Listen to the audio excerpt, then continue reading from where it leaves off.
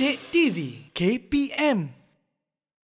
Baik, kembali kita di slot tahap 2 pendidikan khas bagi mata pelajaran sains untuk murid-murid tahun 6. Baiklah, untuk segmen ini Mira tengok ada banyak sangat antara makanan-makanan di atas meja ni. Nak tanya Cikgu Ain lah, Cikgu, apa aktiviti seterusnya, Cikgu? Oh, okey. Untuk segmen ni, Mira, kita akan belajar macam mana kita nak elakkan makanan menjadi rosak. Macam mana kita nak awet makanan kita. Jadi, tajuk kita untuk segmen ni ialah kaedah pengawetan makanan. Okey. Baiklah. Kaedah pengawetan makanan ni, Mira, sebenarnya dia ada banyak. Jadi, Cikgu Ain akan bincangkan beberapa lah hari ini. Okey? Dan Cikgu Ain pun ada bawa contoh ke studio pada hari ini. Okey, untuk kaedah yang pertama, pendinginan. Okey, baiklah, dalam kaedah pendinginan ni, makanan disimpan pada suhu sekitar 4 darjah Celsius, iaitu sejuk, dingin sahaja. Pada suhu ini, pertumbuhan mikroorganisma menjadi perlahan. Pendinginan ni biasanya kalau kat rumah kita ada peti sejuk yang bahagian bawah. Tapi sekarang peti ais dah canggih lah, Mira. Dia tak atas bawah. Dia kadang-kadang yang kiri kanan pun ada kan. Tapi peti ais kat rumah Cikgu Ain, bawah tu dingin. Jadi contoh makanan yang kita gunakan kaedah ni, kalau kita boleh nampak dalam gambar tu, contohnya apa tu, Mira? Ada buah apa tu? Ada buah tembikai. Ya. Buat tembikai, boleh ada sayur-sayuran robak. Itu contoh-contoh makanan yang kita boleh gunakan kaedah pendinginan. Okey. Seterusnya ialah kaedah penyejuk bukuan. Okey. Dalam kaedah ni, makanan di sejuk buku pada takat beku iaitu 0 darjah Celsius dan ke bawah. Pada suhu ini, pertumbuhan mikroorganisma terhenti terus. Okey, kalau pendinginan tadi dia lambatkan, kalau pembekuan ni dia berhentikan terus.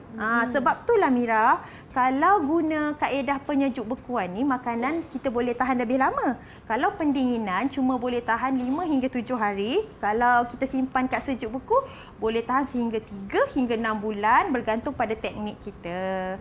Biasanya makanan yang kita gunakan kaedah ni, macam tadi yang busuk sangat tu, macam ayam, ikan, ataupun makanan yang sedia dimasak pun boleh kita sejuk beku. Bila nak makan, kita panaskan sahaja. Baiklah. Okey, kemudian yang seterusnya ialah kaedah pendidihan. Okey, pada kaedah ini, makanan dimasak dan dididihkan pada suhu 100 darjah Celsius, iaitu takat didih. Pada suhu ini, kebanyakan mikroorganisma mati. Sebab itulah mak kita selalu masak air dekat atas dapur tu. Dia nak bunuh mikroorganisma supaya kita tak sakit perut bila minum air. Makanan-makanan yang kita boleh gunakan kaedah pendidihan ni ada banyak. Macam biasa mak kita masak tu, apa-apa. Sebab tu masak sehingga mendidih. Sebab nak suruh jangan cepat rosak. Okey. Yang seterusnya ialah pengetinan dan pembotolan. Kalau tengok kat atas meja tu, Mira, ada botol dengan ada tin tu. Pada kaedah ini, makanan dipanaskan dan disejukkan, kemudian dimasukkan dalam bekas kedap udara. Suhu yang tinggi dan ketiadaan udara menyebabkan mikroorganisma mati. Okey, dalam kaedah ini kita nampak dia manipulasikan dua benda, suhu dengan udara. Macam Cikgu Ain cakap tadi, faktor pertumbuhan tu penting kan? Jadi kat sini dia bagi suhu yang tinggi, jadi mikroorganisma tu mati. Kemudian dia singkirkan udara. Jadi mikroorganisma tak dapat hidup. Okey. Contoh makanan yang boleh kita lakukan pengetinan dan pembotolan macam yang ada tu kicap, ikan sardin, buah-buahan dalam tin, dan banyak lagi lah. Okey. Yang seterusnya, kaedahnya ialah pempasturan. Cuba Mira sebut. Pempasturan. Betul tu. Pasteur ni sebenarnya adalah nama orang yang mengasaskan kaedah ni. Itu pengetahuan am sajalah.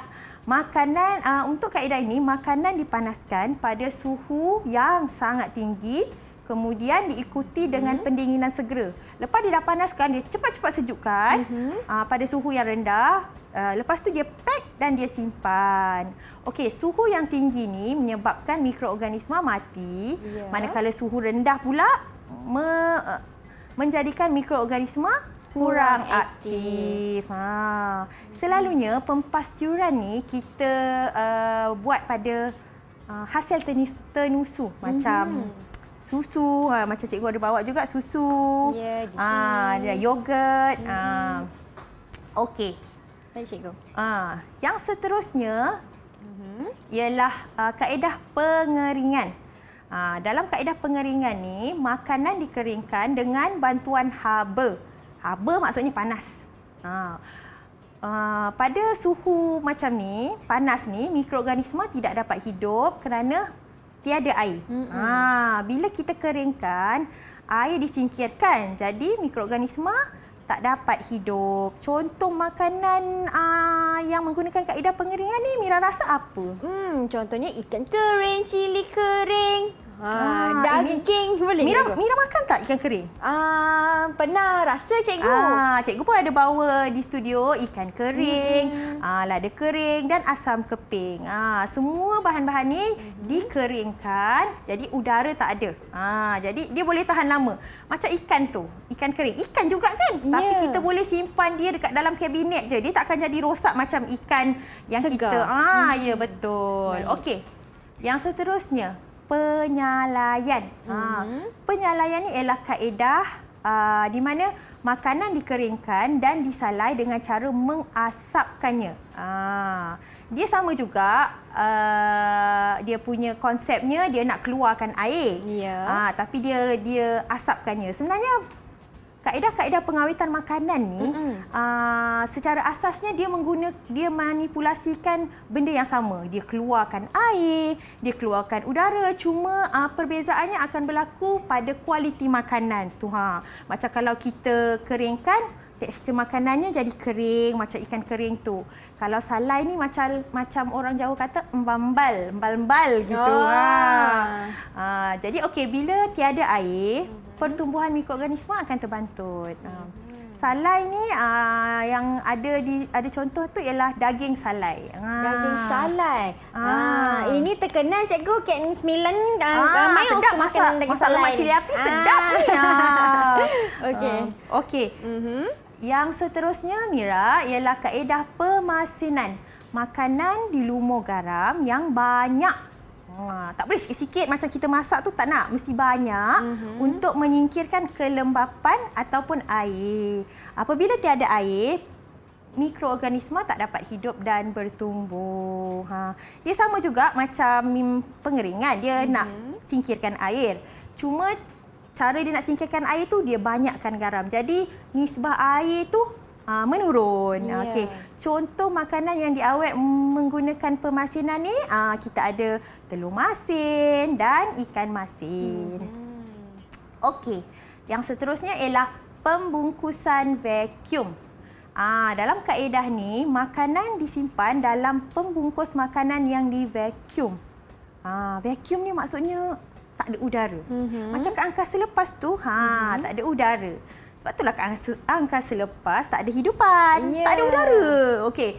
Jadi bila tiada udara, mikroorganisma tidak dapat hidup dan bertumbuh. Macam ni kan, cikgu? Antara contoh. Betul-betul. Ini okey. Okey, baik, cikgu. Seterusnya? Okey, Mira, yang seterusnya penjerukan. Saya rasa ini kaedah yang terakhir kot. Okey. Kaedah ni, dalam kaedah ni, makanan direndam dalam cuka, larutan gula atau garam yang pekat. Keasidan yang tidak sesuai menyebabkan mikroorganisma sukar bertumbuh. Okey. Yang kaedah ni dia manipulasikan faktor keasidan bahan pula. Bila keadaan terlalu berasid, makanan tak dapat nak bertumbuh. Jadi dia terencat. Contoh yang ada tu ialah jeruk mangga dan jeruk betik. Cikgu ada bawa tu. Sedap betul. Okey. Ini antara contoh bagi penjerokan. Betul tu Mira. Dan ada banyak lagi buah-buahan lain yang kita boleh lakukan kaedah penjerokan ni. Okey Mira. Ini cikgu. Banyak dah cikgu cakap ni. Habis haus jadinya. Mira rasa Mira faham tak tentang kaedah pengawetan makanan ni? Setakat ni cikgu, Mira faham tentang kaedah pengawetan makanan. Macam mana dengan murid-murid di rumah? Kalau cikgu uji rasa boleh jawab tak? Boleh. Okey, kalau macam tu jom kita uji kefahaman kita tentang tajuk ni. Okey Mira. Cikgu nak uji Mira sama ada Mira faham ke tidak kaedah pengawetan makanan ni.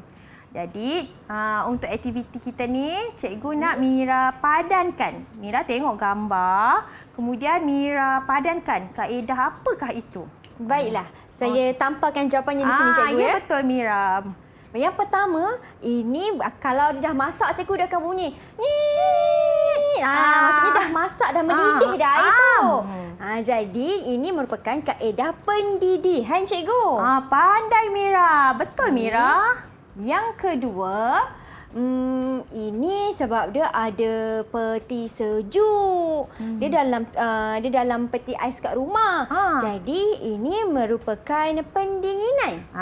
Betul Mira, pendinginan. Di sini pendinginan. Yang seterusnya cikgu, ini Mira ingat, ini ialah tentang susu.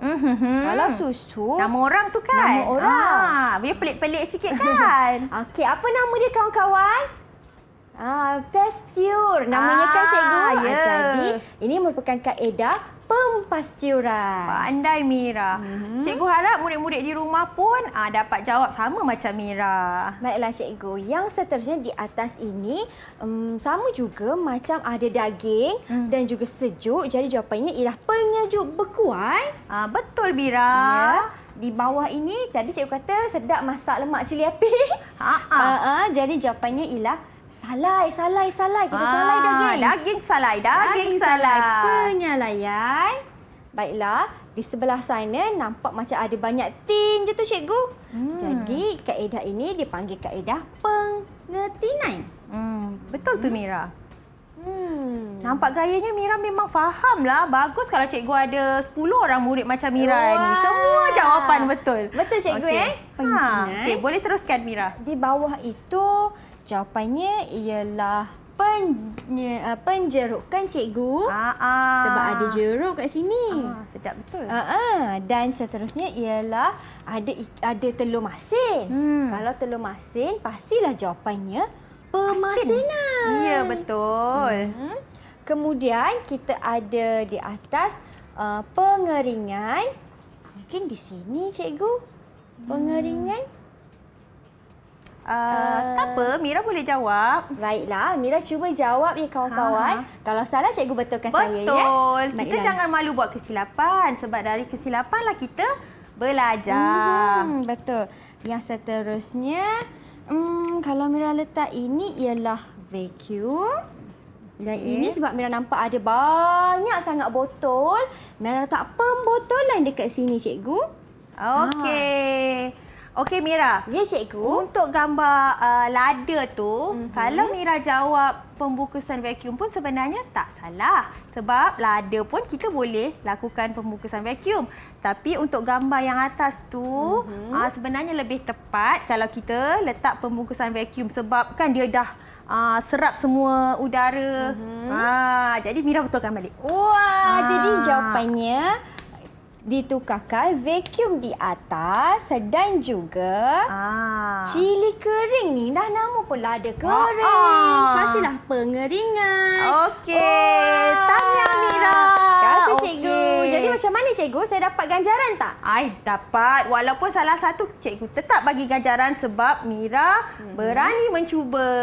Jadi cikgu bagi, sebab ni banyak soalan Mira jawab ni. Mana boleh bagi 2 je kan? Cikgu bagi 3 buah untuk Mira. Dapat 3 buah lah kawan-kawan. 1. Murid-murid di rumah jangan cemburu. 2 dan 3. Tak apa cikgu, mereka tak cemburu kerana buah ni kita akan kongsi sama-sama. Kerana mereka pun menjawab juga di rumah cikgu. Betul tu. Baiklah, kita berhenti berehat seketika. Kita kembali selepas ini. Jangan ke mana-mana. Teruskan setia menonton tahap 2 Pendidikan Khas di Didik TV KPM.